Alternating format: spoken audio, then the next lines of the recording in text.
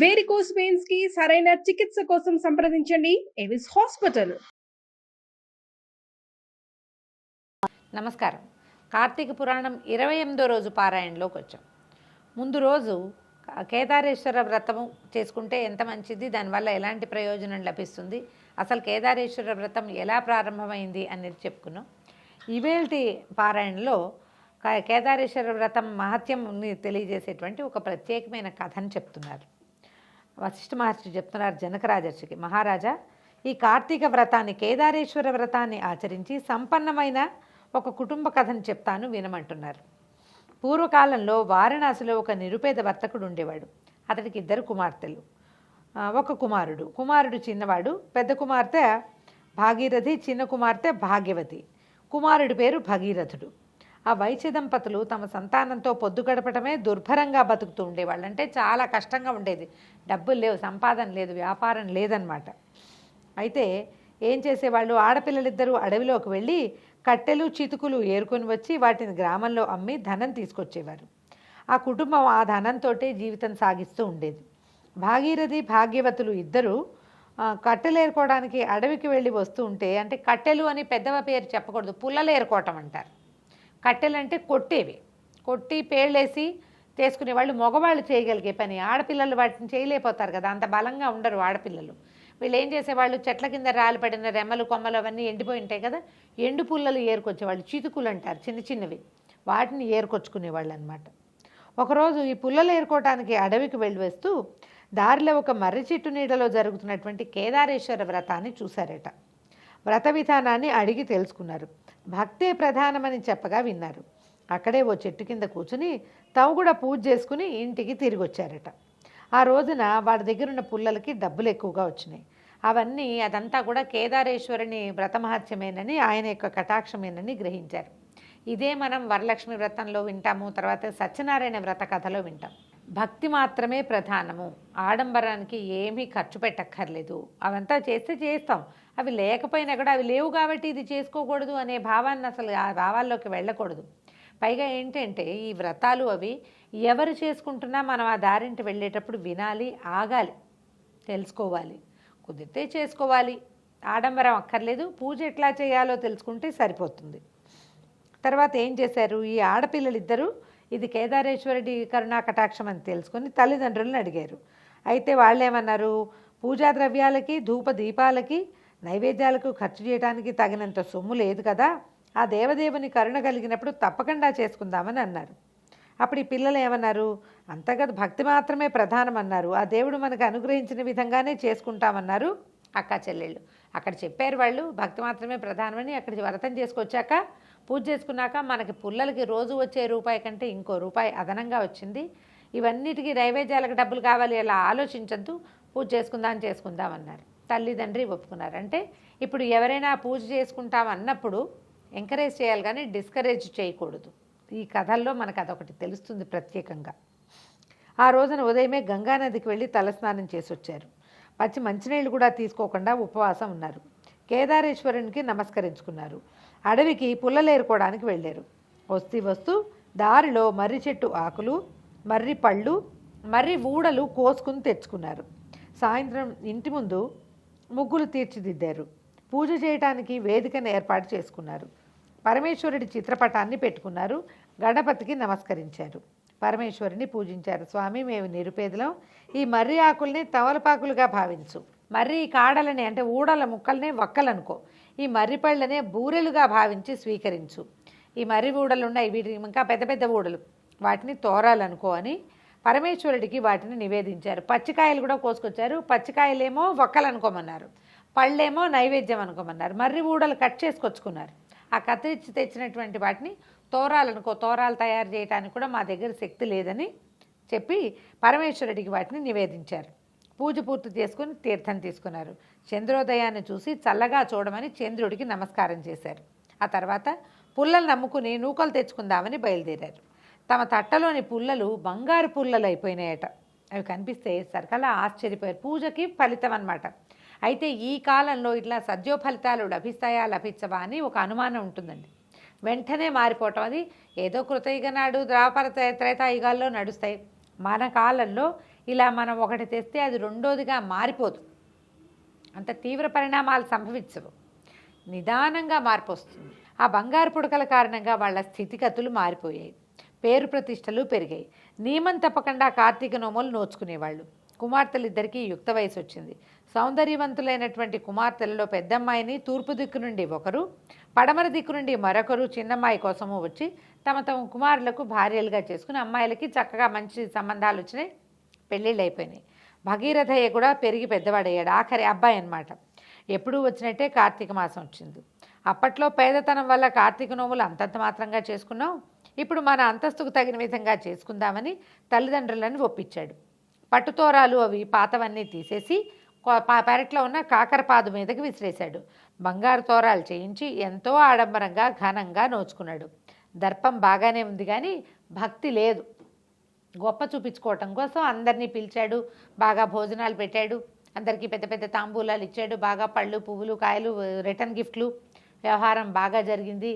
భక్తి మాత్రం తక్కువగా ఉంది. ఇది తన తాలూకు ఆడంబరాన్ని డాంబికాన్ని తమ సంపదని చూపించుకోవటం దానికోసం చేసినటువంటి వ్రతం అవటంతో భక్తి లేదు, మిగిలిన క్రియలన్నీ జరిగినాయి అన్నమాట. అయితే ఈ భక్తి లేకపోవడం వల్ల కేదారేశ్వరుని అనుగ్రహం తప్పింది. సిరి సంపదలు తరిగిపోయాయి. పేదరికంతో మళ్ళీ వాళ్ళ బతుకు దుర్భరమైపోయింది. తిండి గడవటం కూడా కష్టమైపోయింది. పెరట్లోని కాకరపాదు విరగ్గాసింది, విపరీతంగా కాసిందట. తల్లి కాయలు కోసి కొడుకు చేతికిచ్చి షావుకారు చేతికిచ్చి నూకలు ఏమైనా తీసుకురా గంజి తాగుదామని పంపించింది. అయితే వాటిని తీసుకెళ్ళినటువంటి భగీరథ శ్రేష్ఠి ఈ అంగడికి వెళ్ళి అయ్యా ఈ కాకరకాయలు తీసుకుని 2 నూకలు ఇప్పించండి అని పరిపరి విధాలుగా బతిమలాడినా కూడా ఈ చేదుకాయలు దేనికని కసురుకుని కొన్ని నూకలు ఇచ్చి పంపించాడు. మర్నాడు మళ్ళీ భగీరథయ్య కొన్ని కాయలు పట్టుకుని వెళ్ళి ఆ షాపుకి వెళ్ళాడనమాట, ఈ కాయలు తీసుకుని నూకలు ఇవ్వమని. అయితే శ్రేష్ఠ అడిగాడు, ముందు రోజు నవరత్నాలను చూశాడు కదా, అందుకని అతను అడిగాడు, అబ్బాయి ఈ చెట్టు ఎక్కడిది, ఈ కాయలు ఎక్కడివి, ఎక్కడి నుంచి తెచ్చావు, చాలా బాగున్నాయని అడిగేసరికల్లా ఇతను ఏమన్నాడు, భగీరథుడు నువ్వు మా పెరట్లో ఉన్న ఒక చెట్టు కాసినాయి అని చెప్తే ఆ కాయల్ని రోజు నాకే పట్టుకురా అని చెప్పాడనమాట. కుర్రాడు ఆనందించాడు. భగీరథుడు ఆనందించి ఇంటికి వెళ్ళిపోయాడు. ప్రతిరోజు ఆ కాయలన్నీ పట్టుకెళ్ళి శ్రేష్ఠికి ఇచ్చేసేవాడు. ఆ కొట్లో ఇచ్చేసరికల్లా ఆయనేమో ఆ కాకరకాయలన్నీ తీసుకున్నాడు. ప్రతి కాకరకాయలోనూ నవరత్నాలు రాలి పడుతున్నాయి, అవన్నీ వాళ్ళు ఉంచుకున్నారు. వీళ్ళకి ప్రతిరోజు 2 సోలలు నూకలు ఇచ్చేవాడు, నూకలు తెచ్చి గంజి కాచుకునేవాళ్ళు. కొంతకాలానికి పాదుకున్న కాయలన్నీ అయిపోయాయి. మళ్ళీ కథ మామూలే. ఆకలి బాధ వాళ్ళని కష్టపెడుతోంది. వాళ్ళకి ఏం చేయాలో పాల్పోవటం లేదు. అంటే వీళ్ళ దొడ్లో కాకర చెట్టుకి నవరత్నాలు కాసినా కూడా వాళ్ళకి ఉపయోగపడలా. ఆ నవరత్నాలు ఎవడో అదృష్టవంతుడు వాడింటికి చేరిపోయేది. మన ఇళ్లలో కూడా ఇలా అవుతుందండి. అన్నీ మన దగ్గరే ఉంటే పక్క వాళ్ళకి ఇచ్చాక అది అద్భుతంగా పరిణమిస్తుంది, మన దగ్గర ఉండగా అది పనిచేయదు. ఎందుకంటే మనకి దైవానుగ్రహం తప్పడం వల్ల. అదే చెప్తున్నారనమాట. ఈ అమ్మాయి ఏం చేసింది, కుమారుడిని పెద్దమ్మాయి ఇంటికి పంపించిందట. మన పరిస్థితులు ఇట్లా ఉన్నాయి చెప్పు అని చెప్పేసరికల్లా సరే ఏమైంది, సాయం తీసుకురమ్మని పంపిస్తే భగీరథుడు కాలినడకతో బయలుదేరాడు. పెద్దక్కింటికి చేరుకున్నాడు. బికారిలాగా ఉన్న అతన్ని చూసి ఆ ఇంటి నౌకర్లు లోపలికి రానివ్వలేదట. అయితే ఇక పైన మేడ మీద తలారబెట్టుకుంటున్న భాగీరథి అమ్మాయి, అంటే మొదట పూజ చేసుకున్న అమ్మాయిల్లో ఒక అమ్మాయి అన్నమాట, తమ్ముడిని లోపల తీసుకెళ్ళింది. వీళ్ళ దీనగాథ అంతా తెలుసుకుంది. ఏం చేసింది, ఒక గుమ్మడికాయని లోపల తొలిపించి దాని నిండా వరహాలు పోసి ముచిక గట్టిగా బిగించేసి తమ్ముడు చేతికిచ్చి దీన్ని ఇంటికి తీసుకెళ్ళి దీన్ని అమ్మకే ఇవ్వరా నాయనా అని పంపించింది.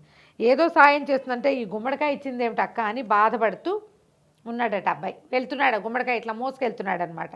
దారిలో ఒక గద్ద పైనుంచి ఎగురుతూ ఈ గుమ్మడికాయ ఎర్రగా ఉండేసరికల్లా అదేదో తినే వస్తువు అనుకుని అది తన్నుకుపోయింది.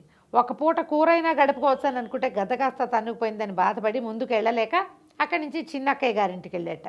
కాలినడకన వస్తున్నటువంటి తమ్ముడిని చూసి వడివడిగా మేడ దిగొచ్చి తమ్ముడిని ఇంట్లోకి తీసుకెళ్ళింది. యోగక్షేమాలు అడిగి తెలుసుకుంది. భగీరథుడు పెద్దక్కింటికి వెళ్ళాము, ఆ గుమ్మడికాయ ఇచ్చాము, దాన్నే ఇచ్చింది, దానితో సరిపెట్టుకుందాం అనుకుంటే గద్ద తన్నుకుపోయింది మొదలైన వ్యవహారాలన్నీ చెప్పాడు. ఈవిడేం చేసిందట, బాగా ఆలోచించి ఓ కాలు జోడులో మాణిక్యాలు పోసి కుట్టించి తమ్ముడికిచ్చి ఇంటికి వెళ్ళే వరకు ఎక్కడా విప్పద్దు, వేసుకునే ఇంటికి వెళ్ళరా నాయన, ఎక్కడా విడిచిపెట్టద్దు, కాళ్ళ నుంచి విడవద్దని చెప్పింది. చెప్పేసరికల్లా ఈ అక్క కూడా పెద్దక్కలాగా ఉత్త చేతులతో పంపుతోందని బాధపడ్డట. అక్కగారిచ్చిన సద్దిమూటని దారి మధ్యలో చెరువు దగ్గర ఆగి చదిమూట ఇచ్చింది, అన్నం కట్టించిందనమాట. చెప్పులు ఇప్పద్దంటంతో కాలు కడుక్కోవడానికి చెప్పులతోటే దిగాడట. చెప్పులు ఇప్పద్దంది. మామూలుగా ఏం చేయొచ్చు, చెరువుల దగ్గర ఆగినప్పుడు చెప్పులు ఇప్పి పక్కన పెట్టుకుని చెరువులోకి దిగి కాళ్ళు కడుక్కుని అన్నం తినేవాడు. ఈ అబ్బాయి ఏం చేశాడు, వాళ్ళ అక్కయ్య వద్దంది కదా చెప్పులు ఇప్పబోకు అని చెప్పింది. వద్దంది కదా అని ఆ చెప్పులతోటే బురదలోకి దిగాడు చెరువులోకి. ఈ బురదలో చెప్పులు కాస్త ఇరుక్కుపోయినాయట. దాంతో ఏం చేశాడు, ఇంక ఎంత వెతికినా ఆ బురదలో కూరుకుపోయినాయి. ఈ అబ్బాయి అటు ఇటు కంగారు పడి వెతికాడు. మెల్లిగా అది బురదలోకి లోపలికి వెళ్ళిపోయినాయి, దొరకలేదు. జరిగిన దానికి కుమిలిపోయాడు. ఎంత పడ్డాడో ఏం చేయాలో తెలియలేదుట. అక్కడి నుంచి ఏం చేశాడు, మళ్ళీ ఇంటికి వెళ్ళాల, పెద్దక్కయ్య గారింటికి వెళ్ళాడు.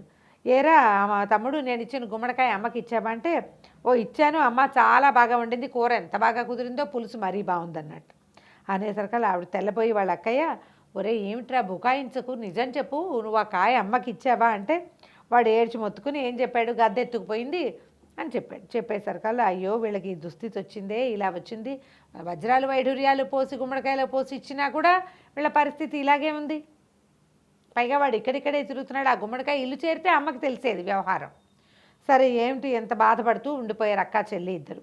కార్తీక మాసం వచ్చింది. ఆవిడ ఏం చేసింది, కార్తీక నోము సన్నాహం చేసుకుంటూ తమ్ముడిని అడిగిందట, కార్తీక నోములు ప్రతి ఏటా చేస్తున్నారా అంటే, ఆ స్వామివారి తోము చాలా గొప్పగా బంగారు తోరాలతో, వెండి తమలపాకులతో, ముత్యాల సున్నంతో చాలా వైభవంగా చేశామక్క అని చెప్పాడు. ఇది ఒక సంవత్సరంలో జరిగింది. ఈ కార్తీకంలో వీళ్ళు వ్రతం చేసుకున్నారు. మరుసటి కార్తీకానికి బికార్లు అయిపోయారు. అయితే ఇంత బాగా వ్రతం చేస్తే ఏం జరిగిందిరా తర్వాత అని అడిగితే తమ్ముడు ఏం చెప్పాడంటే, ఇలా ఇలా జరిగింది, మొత్తం ఆస్తంతా పోయింది, వ్యాపారంలో వేసిన ఓడలన్నీ పోయినాయి, ఇంటి ఇల్లు వాకిలి పోయినాయి, అప్పు వచ్చింది, ఇల్లు జప్తుకొచ్చింది, మేము గుడిసెలో ఉంటున్నాము, మా పరిస్థితి ఇలా అయింది, కిందటి సంవత్సరం కేదార్ను ఘనంగా చేసిన తర్వాతే మాకు ఈ పరిస్థితి వచ్చింది అనగానే అప్పుడు అమ్మాయికి ఏమనిపించిందంటే, కేదారేశ్వరుడి దయ తప్పటం వల్లే ఇది జరిగిందని భావించి తమ్ముడు చేత కార్తీక పూజలు చేయించి తమ్ముడికి కొంత డబ్బు ఇప్పించిందట. తమ్ముడు ఆడంబరాలకు పోయి స్వామి కరుణకి దూరమయ్యారు. కుటుంబ సాంప్రదాయానుసారం వ్రతం చేయాలి, అమ్మకి చెప్పి నోములు చేయమని హెచ్చరించింది. ఆమె చెప్పిన మాటల ప్రకారం తల్లిదండ్రులు కార్తీక నోము గురించి ఆలోచించుకుని తాము ఇదివరకు ఎలా చేసుకునేవారో అదే విధంగా మళ్ళీ కార్తీక వ్రతాన్ని చేశారు. ఆ కరుణామయుని దయ వల్ల పూర్వపు సంపదలు లభించాయి, జీవితం ప్రశాంతంగా గడిచింది. అంటే తొలి కాలంలో ఇళ్లల్లో ఏ విధానం ఉంటుందో వ్రతాలు అదే విధానంలో చేయాలి. తోరాలు అవి మార్చకూడదు. అంటే వీళ్ళు మొదటి రోజుల్లో మర్రి పళ్ళు పెట్టారు కాబట్టి ఇప్పుడు కూడా అవే పెట్టాలా అంటే కాదు, కలిగిన పళ్ళు పువ్వులు పెట్టచ్చు. తొలి రోజున మర్రి ఊడల్నే తోరాలుగా చేసుకున్నారు, అవే చేయక్కర్లా, ఏదో సామాన్యమైనవి పట్టు చేయొచ్చు. ఈ తోరాలు వాటిని పారేయకూడదు, నియమభంగం చేయకూడదు. గృహ సాంప్రదాయం ఎలా ఉందో అలాగే చేయాలని చెప్తారు. నోములన్నీ కూడా అంతే. ఎవరైనా చేసే నోముల్ని కాపీ చేయకూడదు, అది కూడా చెప్తారు. ఒకవేళ ఇప్పుడు ఈ నోములు విన్నాం మనకి కార్తీక నోము కేదారేశ్వర వ్రతం చేసుకోవాలనిపించింది, మన ఇంట్లో లేదు, ఉండవు, అందరి ఇళ్లలో ఉండవు కదా. ఉండనప్పుడు ఏం చేయాలంటే పురోహితుడి సలహా తీసుకోవచ్చు, ఇంటర్నెట్ సలహా తీసుకోకూడదు. ఇది క్లియర్గా చెప్తున్నాను చూడండి. ఎవరో కాదు, ఆ పురోహితుడు మన సమీపంలో ఉండాలి. ఇలాంటప్పుడు మనం ఏం చేయాలి, ఇలా ఉంది ఏం చేయాలని సలహా అడగడానికి వీలయ్యేటువంటి అవకాశం తీసుకుని ఓ అయ్యగారినో, ఓ పూజారినో, ఓ గురువుగారినో వారినే మన అమ్మా నాన్నలుగా భావించి అడిగి వాళ్ళు ఏది చెప్తే ఇంకా ఆ ప్రకారం దాన్ని అట్లా కంటిన్యూ చేసుకుంటూ రావాలి. కొంతకాలం మనం చేస్తుంటే పిల్లలు కూడా అదే పంథ అలవాటు అవుతుంది. కొత్త కొత్త పంథాలని ఎప్పుడూ కాపీ చేయకూడదు. వ్రతంలో ఈ వ్రత కథలో అది క్లియర్గా చెప్తారు. తొలికాలం నుంచి వచ్చిన పద్ధతుల్ని ఎప్పుడూ ఆచరించాలని. భగవంతుని పూజలో భక్తికే ప్రాధాన్యం కానీ ఆడంబరాలకు కాదు. వైభవాల మోజులో భగవదారాధనలో భక్తిని కోల్పోకూడదని ఈ వ్రత కథ మనకి తెలియజేస్తోంది. కేదారేశ్వర వ్రత కథ విన్నా చెప్పినా కూడా విశేషమైన ఫలితం లభిస్తుందట. అఖండమైనటువంటి పుణ్యబలం పెరుగుతుందంటారు. నేను చెప్పాను, మీరు విన్నారు. దీంతో 28వ రోజు పారాయణ పూర్తయింది. రేపు ఉదయం 29వ రోజు పారాయణలో కలుసుకుందాం. నమస్కారం.